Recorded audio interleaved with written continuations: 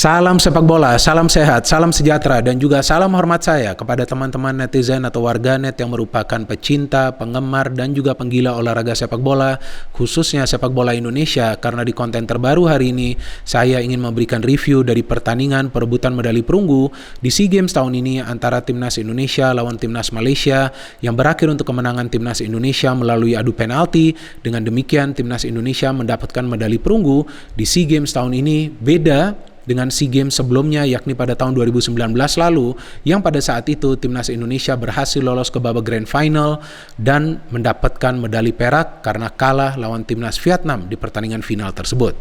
Memang target kita di SEA Games tahun ini adalah untuk mendapatkan medali emas, tapi ya at least kita mendapatkan satu medali, dan at least kita bisa mengalahkan Timnas Malaysia. Karena kan setiap kali Timnas Indonesia lawan Timnas Malaysia, kita tahu ada adu gengsi juga. Maka itu para pemain dari kedua tim tampil ngotot di pertandingan yang baru saja berakhir. Dan seperti yang kita ketahui teman-teman, bahwa untuk pertandingan ini Timnas Indonesia tidak akan tampil dengan kekuatan penuh kan. Karena ada beberapa pemain yang tidak bisa tampil. Ada yang tidak bisa tampil karena mendapatkan larangan bermain sebab mendapatkan kartu merah di pertandingan sebelumnya lawan Timnas Thailand, yakni Firza Andika, Ricky Kambuaya, dan juga Rahmat Irianto, serta ada dua pemain lainnya yang cedera, yakni Egy Maulana Fikri dan juga Syahrian Abimanyu. Dan seperti yang kita pahami, ketika ada pemain-pemain pilar yang absen di Timnas Indonesia, maka disitulah ada masalah dalam permainan Timnas Indonesia. Dan itu juga yang bisa kita lihat di pertandingan tadi. Terlihat jelas bahwa dari segi pressing kita kalah, dan terlihat dari segi kolektivitas kita juga kalah. Tapi dari segi fisik, stamina, dan staying power, kita bisa mengimbangi para pemain dari Timnas Malaysia. Para pemain dari Timnas Malaysia terlihat bermain lebih kolektif. Jika teman-teman perhatikan, passing-passing mereka jauh lebih akurat. Jika kalian melihat cara mereka membangun proses serangan, mereka punya pola yang terstruktur. Mereka tidak selalu menyerang dari sektor wing, mereka juga bisa menyerang dari sektor tengah. Mereka tidak selalu memberikan direct pass, mereka juga bisa memberikan through pass. Mereka tidak selalu melepaskan umpan secara cepat dari lini pertahanan, tapi mereka juga berani mengandalkan skill individu untuk melakukan penetrasi ke pertahanan dari Timnas Indonesia.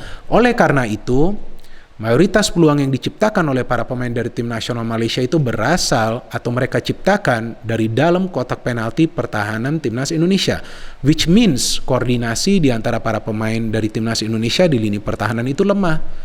Sehingga para pemain dari tim nasional Malaysia khususnya atau terutama di babak kedua menciptakan begitu banyak peluang yang berhasil di-save oleh Hernando Ari.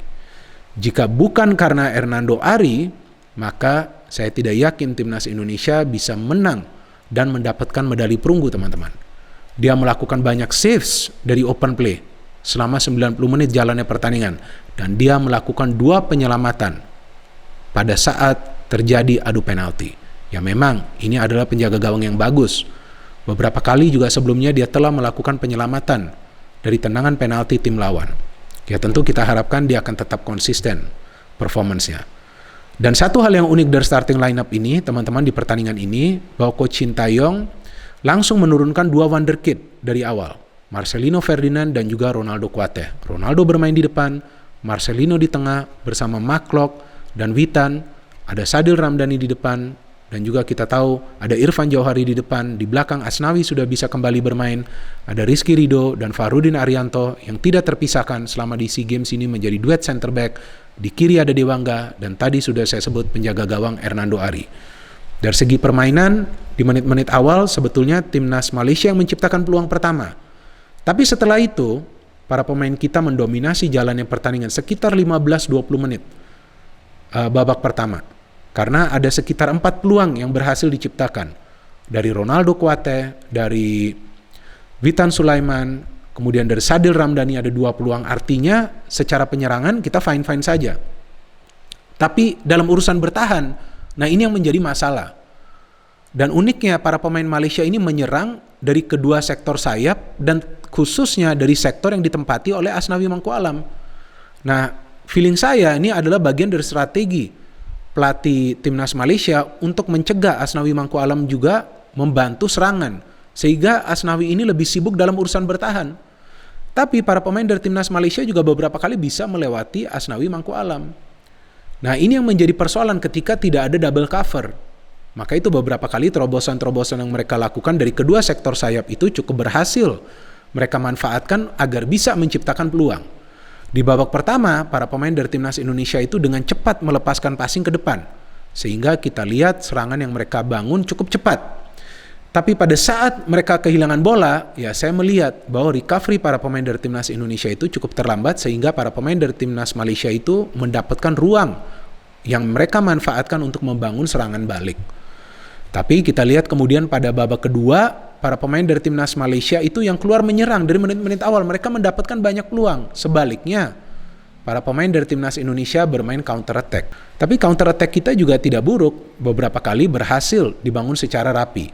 Tapi sayangnya tidak konsisten.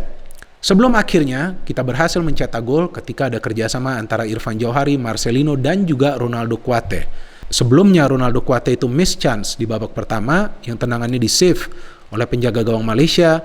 Tapi kali ini ketika dia mendapatkan free space, ketika dia sudah melakukan pergerakan tanpa bola, dan pada saat dia mendapatkan bola dia bisa melakukan penyelesaian akhir yang bagus. Itu sangat penting karena kalau nggak salah sudah menit ke-68. Itu tentu menenangkan para pemain kita. Tapi sayangnya fokus dan konsentrasinya ini nggak terjaga. Maka itu para pemain dari Malaysia menciptakan banyak sekali peluang. Dan akhirnya mereka bisa menyamakan kedudukan dari pemain mereka Abdul Razak, jika saya tidak salah namanya, mencetak gol untuk menyamakan kedudukan, dan kita juga tidak bisa menyalahkan Hernando Ari karena tendangannya sangat keras dan dari dalam kotak penalti. Ini yang menjadi kesulitan bagi para pemain timnas Indonesia, yakni memberikan tekanan lebih awal kepada para pemain dari timnas Malaysia agar mereka tidak bisa masuk ke dalam kotak penalti. Tapi berkali-kali mereka bisa masuk ke dalam kotak penalti. Artinya memang ada kelemahan dalam koordinasi di lini pertahanan dari timnas Indonesia. Jadi terlihat bahwa antara center back dan juga full back ini sepertinya kerjasamanya tidak rapi, karena tidak ada yang namanya itu double cover untuk saling menutupi. McLock permainannya bagus, tapi tampaknya dia berjuang sendirian di lini tengah. Ya karena kan hanya dia sebagai gelandang bertahan kan di lini tengah, sehingga terlihat dia jatuh bangun. Dan dia juga hampir mencetak gol juga kan dari corner kan. Bagus juga nih pemain ini ketika mengeksekusi bola mati ya, apakah itu free kick ataupun corner. Dan ketika pertandingan dilanjutkan melalui adu penalti, ya saya sudah feeling ya timnas bisa menang karena ada Hernando Ari. Dan betul kan, Hernando Ari melakukan 2 save. Jadi bukan faktor keberuntungan, tapi memang Hernando Ari membaca arah bola tersebut. Asnawi miss. Saya deg-degan juga, ya tapi ternyata akhirnya kita bisa menang pada saat McLock bisa mengeksekusi the final penalty dengan sempurna. Ya disinilah kita melihat bahwa para pemain dari timnas Indonesia sebetulnya sudah punya mental yang kuat. Tinggal kerjasama aja dirapikan. Kan saya berkali-kali mengatakan, teamwork makes the magic work.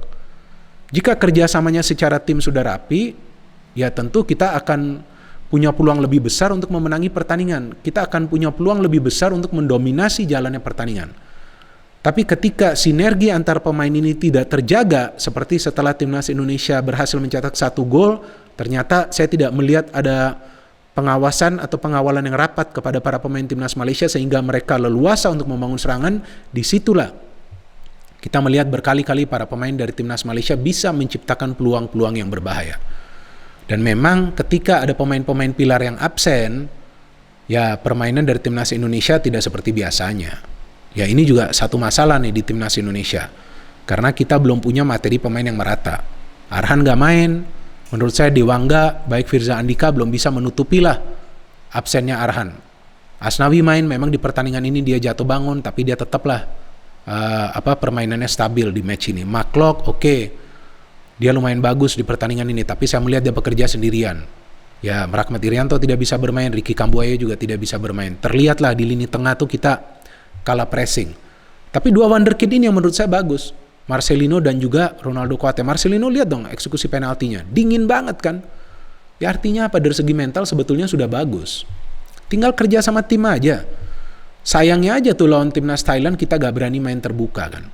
Memang di pertandingan ini kita bermain terbuka dengan resiko defense kita terekspos. Tapi teman-teman jangan salah, kita kan tidak bermain full team.